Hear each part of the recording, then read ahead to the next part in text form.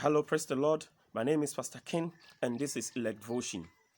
Electvotion is an election devotion aimed at making you an agent of peace before, during, and after this December 7th election. On Electvotion today, we are talking about you need godly wisdom to accept the outcome of election. You need godly wisdom to accept the outcome of elections. In 1 Samuel chapter 16, verse 1 and 2, we see Prophet Samuel mourn for the life of King Saul. And God comes in to tell him to stop mourning because he has rejected Saul as king.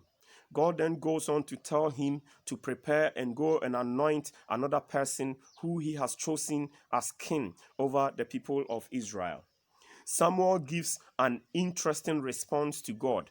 He tells God that if Saul discovers that he has been sent to go and anoint another king, he would kill him. Now, my question is, why is Samuel saying that when he goes to anoint another person as king, Saul will kill him? In 1 Samuel chapter 15, verse 23, Saul is openly rejected by God as king over Israel because he displeased God. In the same chapter 15, verse 28, there's a confirmation of the rejection of King Saul as the king of Israel.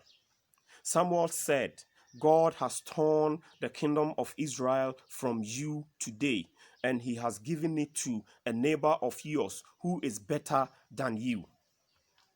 I thought with all this, Saul should have accepted defeat and gone on with his life, but he did not. Now we realize in chapter 16, verse 1, that Samuel mourned for the life of Saul. He mourned because he knew how humble a beginning Saul had, and the fact that he worshipped God and did all the commandments of God. But after he was made king of the people of Israel, he allowed the devil to corrupt him so that he became power drunk. And the lesson here is that when leadership become power drunk, their citizens mourn, their citizens suffer, their citizens cry, and their citizens wail in pain. Also, we discover that when Samuel mourned over Saul, God told him to stop weeping because he has rejected him as king. When leadership become power drunk, God rejects them. Now, Samuel, knowing that Saul had become power drunk, became afraid of his life and told God that if he hears that you have sent me to go and anoint another person, he will kill me. Here again, the lesson here is that when leadership become power drunk, they will go to every extent to cling on to power, even if it takes killing. So from this, when leadership become power drunk, their subjects or their citizens live in insecurity. Their citizens live in perpetual fear, even to the point of death. Now, with this as our background, we want to look at why it is important for us to acquire wisdom as a people, to acquire wisdom as a nation, to acquire wisdom as political parties, so that we can accept the outcome of the upcoming general election. In Daniel chapter 2, verse 21, Daniel says that God changes the times and the season. Godly wisdom helps us to know that God can change the times and the seasons. When Israel asked for a king, God changed the time and the season, and he gave them Saul as a king.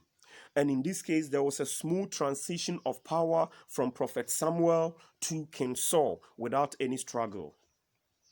So we must know and we must understand that in this general election, when it pleases God to change the time and the season, there would be a change of government.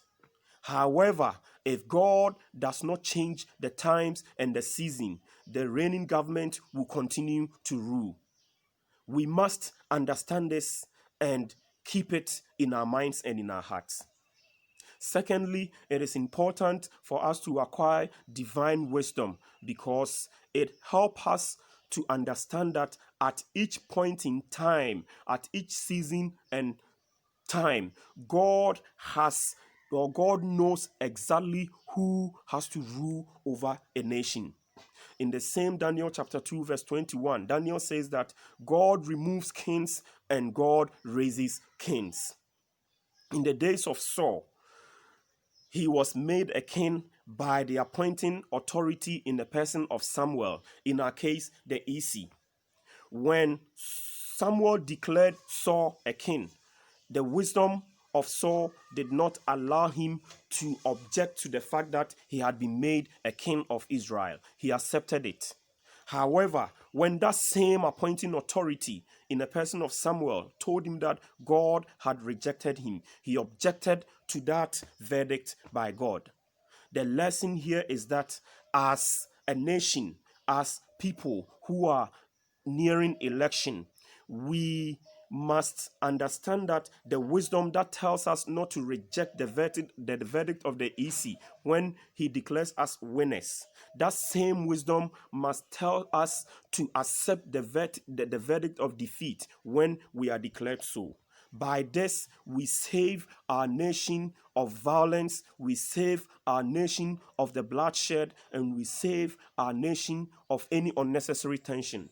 God bless you so much as you make every effort to become an agent of peace in this election by acquiring divine wisdom that would help you to accept the outcome of the coming election. God bless you. See you. Bye bye.